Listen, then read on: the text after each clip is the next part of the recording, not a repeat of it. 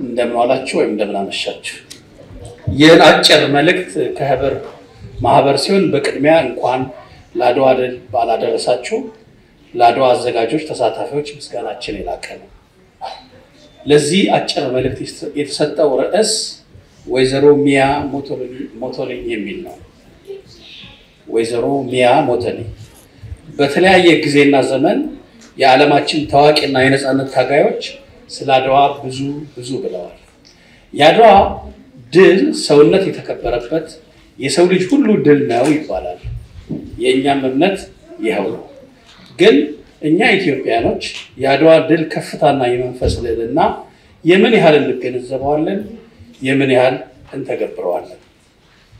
ዛሬ ከኛ የአድዋ ባለቤቶች የሥጋ ወራሽነታችን እንጂ የመንፈስ ወራሽነታችን ሌሎች የሚነግሩን የሚማጸኑን ሆነዋል።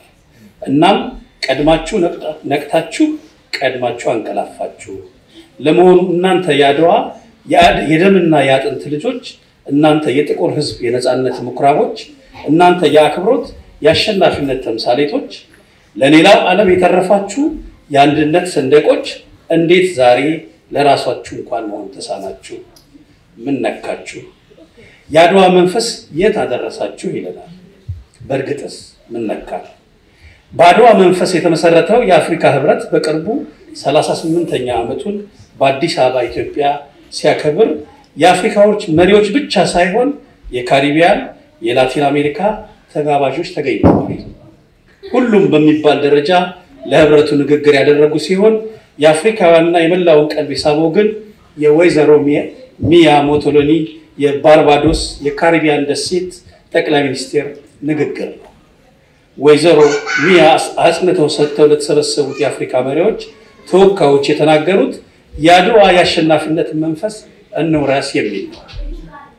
የመልእክታቸውም ጭብጥ የአድዋ አሸናፊነት መንፈስ የቅኝ ግዛትና ከባርነት ነፃ ቢያወጣንም አሁንም ከእጅ አዙር የቅኝ አገዛዝ አለማላቀቃችን ብቻ ሳይሆን በድንበር በጎሳ መከፋፈላችን ተጠያቂው ራሳችን የአድዋ መንፈስ እንደ ቅድመ አያቶቻችን ስላላስቀጠልን ነው። አሁንም የአድዋ የአሸናፊነት መንፈስ እንውረስ በማለት በአጽንኦት ያሳስባሉ።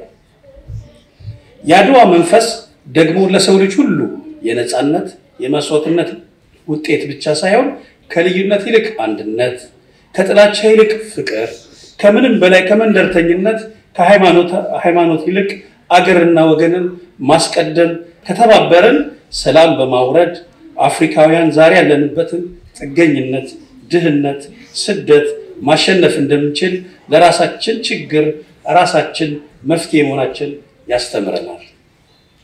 የአድዋ ድል በየዓመቱ ሰብስቦ ማክበር ብቻ በቂ አይደለም። የአድዋ የመንፈስ አሸናፊነት ከምን ጊዜውም በበለጠ በተግባር የምናሳይበት ዘመን ላይ እንገኛለን። ምክንያቱም የአድዋ ድል መንፈስ አፍሪካን ሁለተኛ ዜጋ አድርገው ንቀው ሲበዘብዙ የነበሩትን ጥቁር የአውሮፓውያን ቅኝ ገዢዎችን ቢያባረርም በጨለማ ተደርጎ ለተሰራው አፍሪካ በአድዋ ብርሃን ቢወጣለትም ከአብራኩ በወጡ ገዢዎቹ አምባገነኖቹ ነፃ አልወጣችም። በዘር በድንበር ከፋፍሎ እያዋጉ የዓለም ጭራ አድርገውናል። በአድዋ ኢትዮጵያ ድል አድርጋ የሰው ልጅ እኩልነትን አወጃለች። በባርነት ቀንበር ውስጥ ለነበሩ ህዝቦች የነጻነት ቀንዲል ሆናቸዋለች። ዛሬስ የሚለው ግን የሁላችንም ጥያቄ ነው። ለማስታወስ ያህል የአድዋ ድል የአውሮፓውያን በአፍሪካ ምድር በጥቁሮች መሸነፍ ዜና በመላው ዓለም ሲዳረስ በምዕራቡ ዓለም ሽብር ፈጥሯል። የጣሊያኑ ጠቅላይ ሚኒስትር ፍራንሲስኮ ክሪስፒ ከስልጣን ያስለቀቀው የአድዋ ድል ወራሪዎችን ሲያሳፍር የአፍሪካውን የኩራት ምንጭ ሆኖ የነጻነት ትግሎችን ማቀጣጠር ጀምሯል። የአድዋ ድል ሁለተኛ ዓመት ሲከበር በለንደን የፓን አፍሪካ ኮንፈረንስ መካሄዱ የድሉ ከፍታ ብቻ ሳይሆን ኢትዮጵያውያን ለጭቁን ህዝቦች የነጻነት ተምሳሌትነት ያለባቸውን ኃላፊነት ጭምር የሚያስገነዝብ ነው።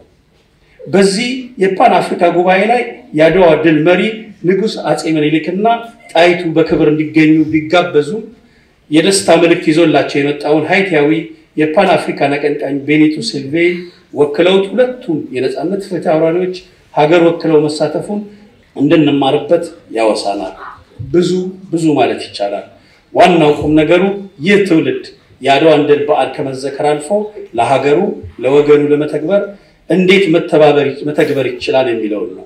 እንዴት ነው የአድዋን የአሸናፊነት መንፈስ እናድሰዋለን የሚለው ይህ ሁሉ የተሰጠ የቤት ስራና የህሊና መልስ የሚያስፈልገው ነው።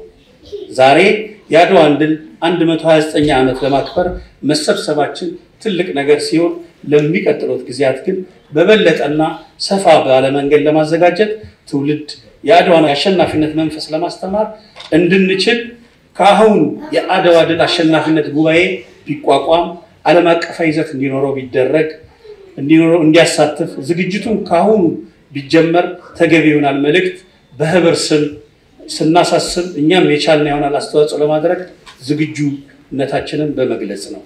የአድዋ አሸናፊነት መንፈስ ለሁላችንም ይሁን። በዚህ አጋጣሚ የህብር ማህበር ኔዘርላንድ በሮተርዳም ከተማ ከ14 ዓመት በፊት የተመሰረተ ሲሆን ፍላጎት ያላችሁ እንድትቀላቀሉን ለህብረተሰባችን የቻለን አስተዋጽኦ እናድርግያል በአድዋ ድል አሸናፊነት መንፈስ ጥሪያችንን እናስተላልፋለን። እግዚአብሔር ይስጥልኝ።